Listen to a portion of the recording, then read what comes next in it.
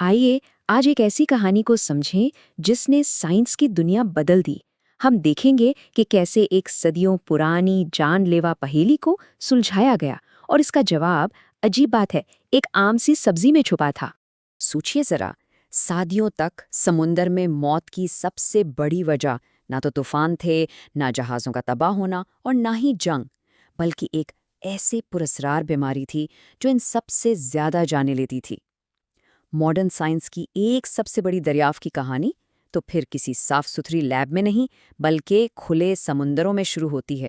तो इस बीमारी का नाम था स्कर्वी, और इसका खौफ सदियों तक समुंदरी जहाज़ों पर मंडलाता रहा। किसी को, मतलब बिल्कुल किसी को ये नहीं पता था कि आखिर इसकी वजह क्या है, और जब वजह ही नहीं पता तो इसे रोका कैसे जा सकता था। इसकी जो अलामतें थीं वो आहिस्ता आहिस्ता जाहिर होती, लेकिन इंतहाई तकलीफदेह थीं। शुरुआत शदीद थकावट से होती और फिर जिस्म अंदर से टूटना शुरू हो जाता। मसूड़ों से खून बहना, दांतों का ढीला होकर गिर जाना, जोड़ों में दर्द, जख्मों का ना भरना। और अगर इसे यूं ही छोड़ दिया जाता तो इसका अंजाम सीधा सीधा मौत था। इसका इलाज एक बिल्कुल अंधेरी गुत्थी की तरह था। किसी को कुछ नहीं पता था।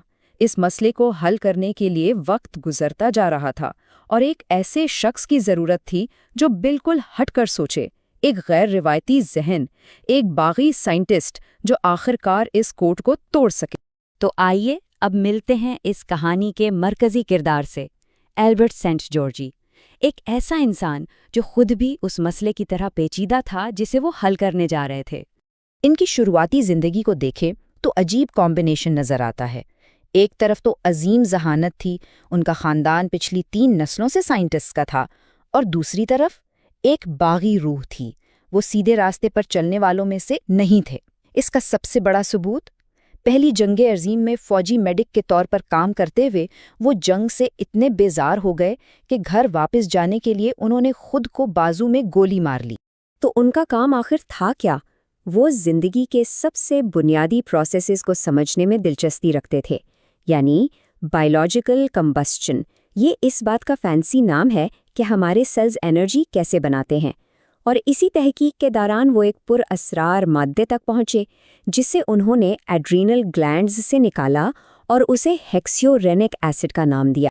अब यहाँ से कहानी असल में दिलचस्प होना शुरू होती है, क्योंकि उनकी ये तहकीक, जो कि बिल्कुल एब्स्ट्रैक्ट लग रही थी, अचानक से स्कर्वी के इस सदियों पुराने खूनी मसले से जा टकराती है। इस मसले का हल किसी बड़े मंसूबे से नहीं निकला, बल्कि ब्रिलियंट साइंस का वो लम्हा था जो अक्सर किस्मत से आता है, एक छोटी सी आम सी चीज से। हुआ ये कि एक रात उनकी बीवी ने उन्हें डिनर में ताज़ा पेपरिका पेश की, जो उन्हें बिल्कुल पसंद नहीं थी। अब कोई आम इंसान होता तो उसे ना खाता, लेकिन सेंट जॉर्जी उसे खाने के बजाय सीधा अपनी लैब ले गए, और वहां जाकर उन्हें पता चला कि ये पेपरिका तो उसी हेक्सुरोनिक एसिड से लबरेज है जिसकी उन्हें तलाश थी। बस उन्होंने और उनके साथी ने फौरन कंफर्म कर लिया कि ये पुरअसरार चीज दरअसल विटामिन सी है।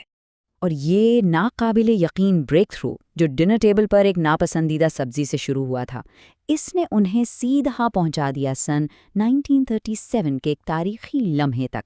जी हाँ, एल्बर्ट सेंजॉई को फिजियोलॉजी या मेडिसिन के नोबेल प्राइज से नवाजा गया, उनके बायोलॉजिकल कंबस्चन पर किए गए काम और ख़ास तौर पर विटामिन सी के हवाले से उनकी दरियाफ्तों के लिए। तो ये हेक्सायूरेनिक एसिड आखिर था क्या चीज़? ये सिर्फ कोई केमिकल फॉर्मूला नहीं था, ये एल एस्कॉर्बिक एसिड यानी विटामिन सी था, एक ऐसा ज़रूरी विटामिन जिसे इंसानी जिस्म खुद नहीं बना सकता। ये एक पावरफुल एंटीऑक्सीडेंट है जो जख्म भरने के लिए कोलेजन बनाता है। इसके बिना जिस्म आहिस्ता आहिस्ता टूटने लगता है। और अब हम जानते हैं कि हमें रोज़ाना कितनी मिकदार में विटामिन सी चाहिए। एक एवरेज मर्द को 90 मिलीग्राम और औरत को 75 मिलीग्राम। लेकिन देखिए, स्मोकर्स के लिए ये मिकदार 35 मिलीग्राम बढ़ जाती है, क्योंकि स्मोकिंग से जिस्म में ऑक्सीडेटिव स्ट्रेस बढ़ता है और विटामिन सी इससे लड़ने में मदद देता है। उनके काम की बदौलत ही आज हमें पता है कि विटामिन सी किन चीज़ों से मिलता है। आम तौर पर लोग फौरन नारंगी के बारे में सोचते हैं, लेकिन देखें, आधा कप कच्ची लाल शिमला मिर्च में नारंगी के जूस से भी ज़्यादा विटामिन सी होता है। लेकिन नोबेल प्राइज़ उनकी कहानी का इख्तिताम बिल्कुल नहीं था।